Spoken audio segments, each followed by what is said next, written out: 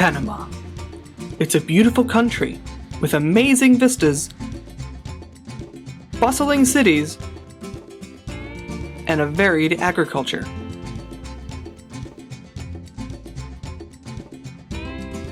However, one major export is coffee.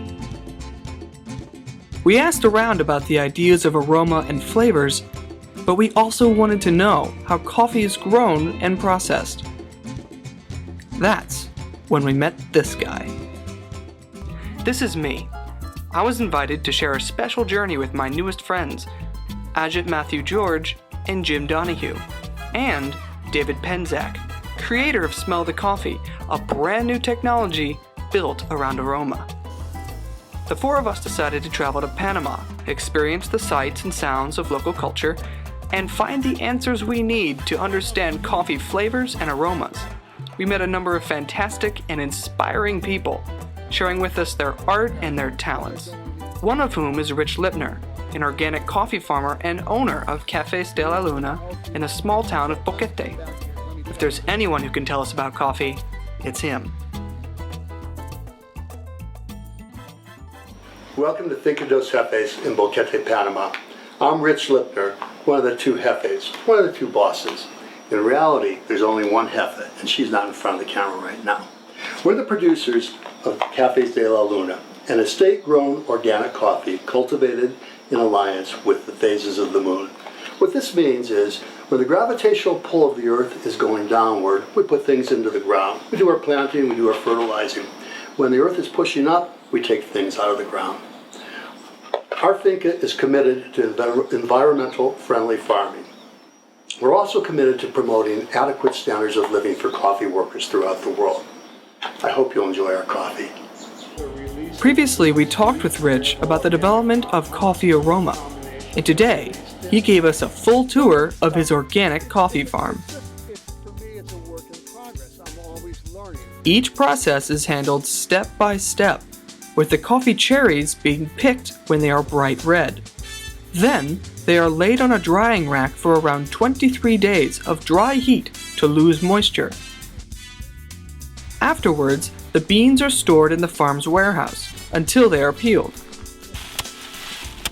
The peeling process usually happens in a machine off the farm, or the beans are peeled by hand, separated, and sorted. Midway through the tour, we were hosted by Rich to a cupping, where we tasted and smelled different roasts and species of coffee, helping to understand the complexity of the aroma. Then, once we found our favorite roast, Rich brought us to the farm's roaster, explained how to use it, and we roasted our own coffee.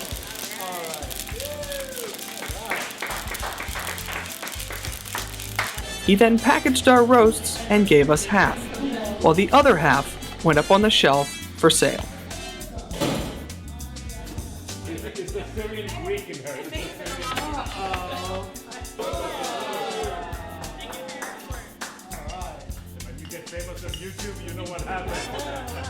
The next day we were fortunate to visit a processing facility that was packing Rich's coffee for export. A farm's unroasted coffee beans come off of trucks into separated chutes. These chutes lead to large bins that hold the beans until they are washed in giant tanks. After the washing, the beans make their way to a sorting machine, which separates them by weight. The sorted beans are poured into sacks, weighed, and then sewn shut, ready for export. Smaller farms like Rich's get a different treatment. His beans are poured into small plastic bags, which are then weighed. After having the right weight, they are vacuum packed, placed in boxes, and ready for shipment.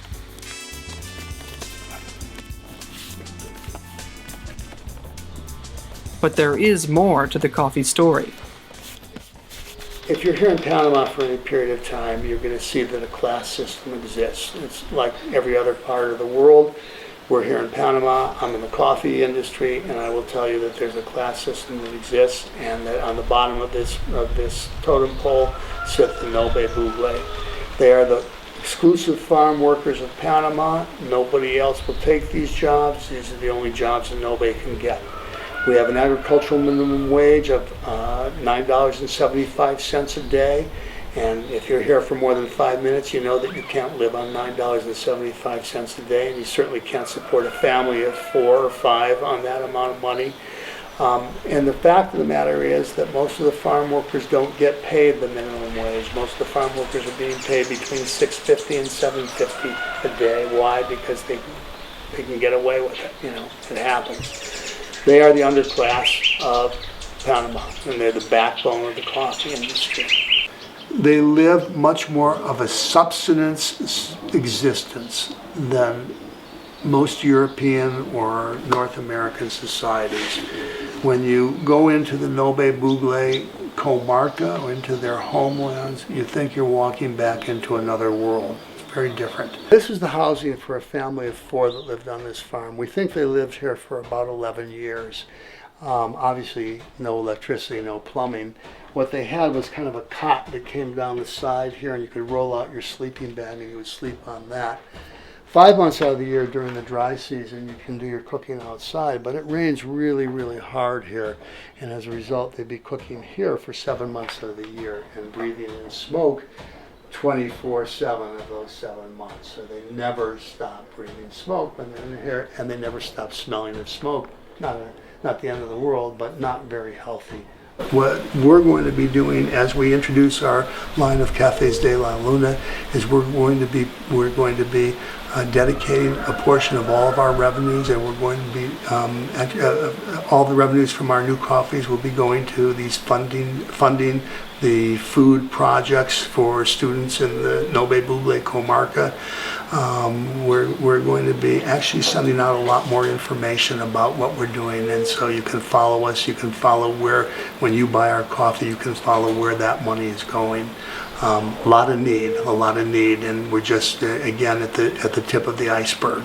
We've had the same family working with us for 8.5 years, and I got to tell you that it has so much enhanced my experience here. I don't know that I could be working in coffee without them. By the end of the day, we were grateful for all Rich had shown us about growing and processing coffee, the combinations of aromas, and the appreciation of an art. Not to mention, he makes an awesome pizza.